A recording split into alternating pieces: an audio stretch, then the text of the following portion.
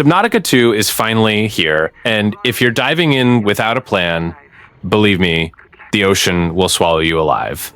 I've spent an absurd amount of time underwater, getting lost, dying, and slowly uncovering how this game actually functions in the deep. There is a lot happening that the game simply doesn't tell you. So today, I brought 10 advanced tips that will completely change the way you play.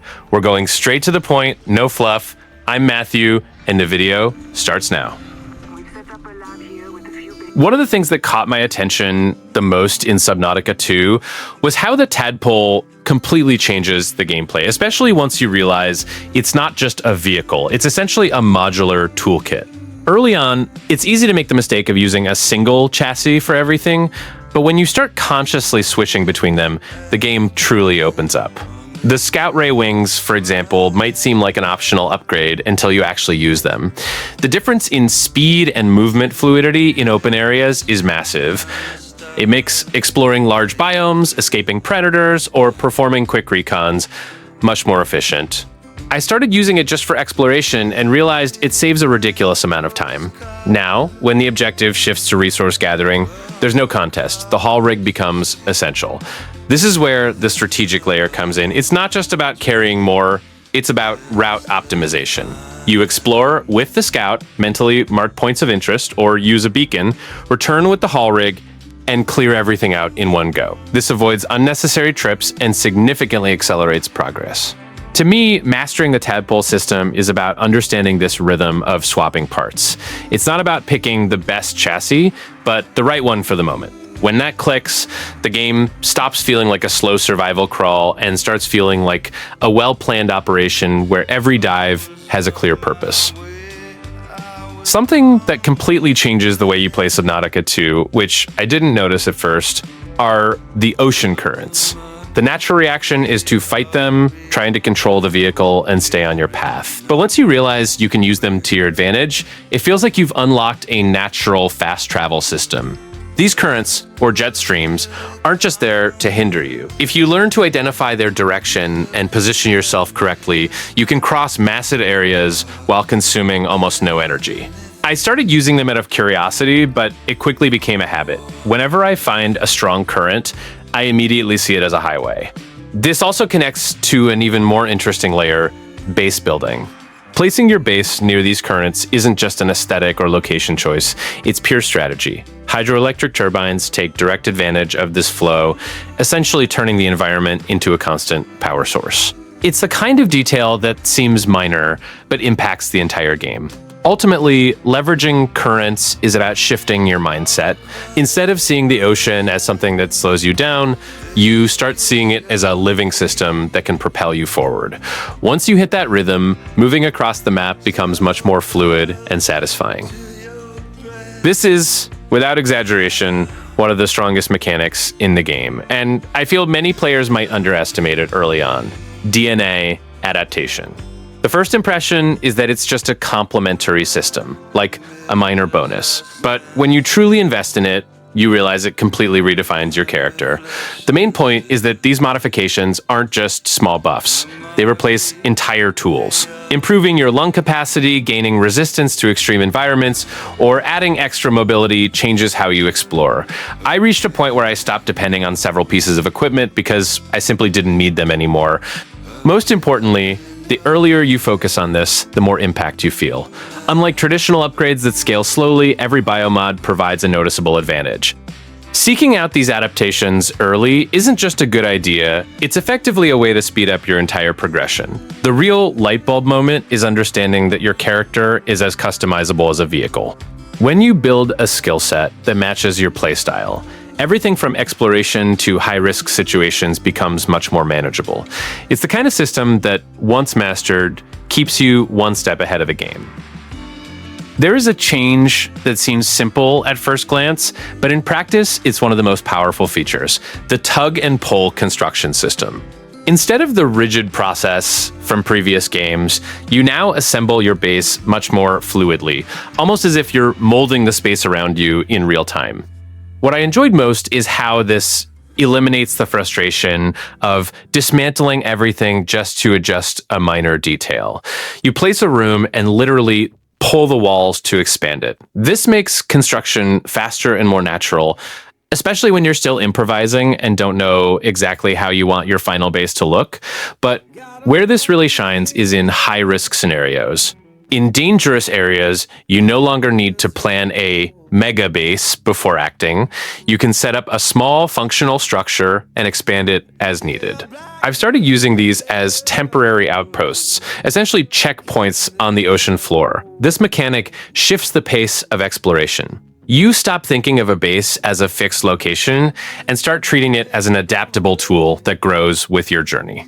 Once you get the hang of it, building stops being a pause in the gameplay and becomes a natural part of survival. The combination of the stasis rifle and gas pods is the kind of strategy that changes how you face danger in Subnautica 2. It's not just about surviving, it's about taking control of situations that would normally be pure desperation.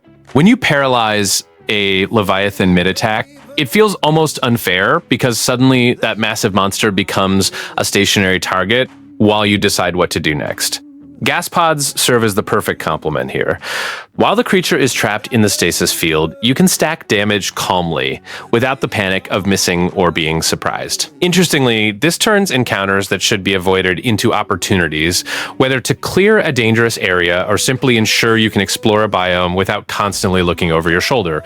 Now, if you prefer a more aggressive and direct approach, the prawn suit with a drill arm remains absurdly efficient.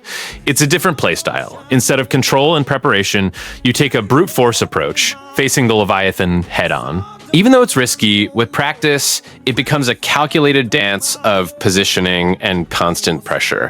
What I like most about this tip is how it shows that Subnautica 2 isn't just about running away, it's about dominating the environment. When you use these advanced combinations, that sense of vulnerability is replaced by strategic confidence. The ocean stops being scary and starts becoming your territory. If there's one thing that completely changes the rhythm of the game, it's stopping the search for a single headquarters and starting to spread small bases across the map. Early on, we always try to centralize everything, but the map is simply too large for that to work long term. Eventually, every trip becomes a tiring and dangerous marathon. When you start creating support bases at strategic points, the game flows better. A base near lithium-rich areas, for instance, turns gathering into something quick and safe. Instead of swimming backloaded with resources and praying you make it, you collect, store, recharge, and keep exploring without interruption. This becomes even more effective when you position bases near alien ruins or hostile zones. These areas usually require multiple trips, so having a safe point nearby drastically reduces risk. It's the difference between exploring calmly or being in constant fear of losing everything on the way back. For me, this strategy turns the game from pure survival into intelligent logistics. You start creating your own network in the ocean, slowly taming the map. Before you know it, those daunting distances don't seem so large anymore. I used to panic when O2 hits 0 because the screen goes dark and it feels like it's over, but it doesn't end the exact second it hits 0. There's a small grace period, a matter of seconds, that the game gives you before permanent death. This is the exact moment where you can turn things around. If there's an oxygen plant nearby or if you react quickly with an air bladder, you can escape even when it seems impossible. I started using this out of desperation, but it eventually became a technique. On deeper dives, especially when I'm pushing past the safety limit, I mentally account for this extra time. This changes how you calculate risk, because you know you have one last chance. It's not just about having more oxygen, it's about knowing how to extract the maximum from every second. When you master this, you begin to explore more aggressively and efficiently without the constant fear of dying just a few meters from safety. It's a small detail that separates a cautious player from a truly prepared one. One decision that significantly accelerates your progress is hunting for biomods right at the start, specifically in the biolab.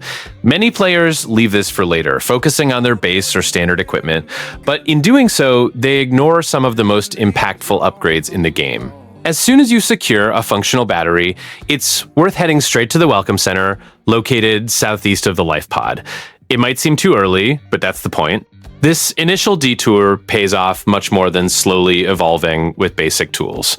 Inside the biolab, two choices make all the difference: dash and oxygen control. Dash gives you mobility and a reliable way to escape danger, while oxygen control directly increases your exploration time. It's no exaggeration to say these two together change the pace of the game. Once you grab these biomods early, everything feels smoother. Exploration is less restricted, escaping is more consistent, and you gain much more control over every situation. It's the kind of advantage that the sooner you grab it, the more the entire game works in your favor. There comes a moment when you realize some tools aren't just useful, they're practically mandatory, and the Sonic Resonator falls right into that category. At first, it might look like just another gadget, but once you understand its utility, it's hard to play without it. The only real hurdle is lead, which is often the most annoying resource to find in the early game. But honestly, it's worth the effort. As soon as you craft the resonator, it begins solving multiple problems at once, saving time in a way few other items can. It's not just for mining, which is useful enough. It also clears bloom biofilm, wards off predators during critical moments, and destroys those viral growths on angel combs. That specific action is what unlocks heat tolerance, opening the path to hotter areas that were previously inaccessible. Using the Sonic Resonator strategically makes the game much more fluid. You stop getting stuck on specific obstacles and start using a tool that handles multiple scenarios. It's an item that doesn't just make life easier, it literally unlocks new possibilities for exploration. There's a pattern on the map that, once noticed, serves as a natural guide for progression: the blue ground lights. They aren't just for aesthetics.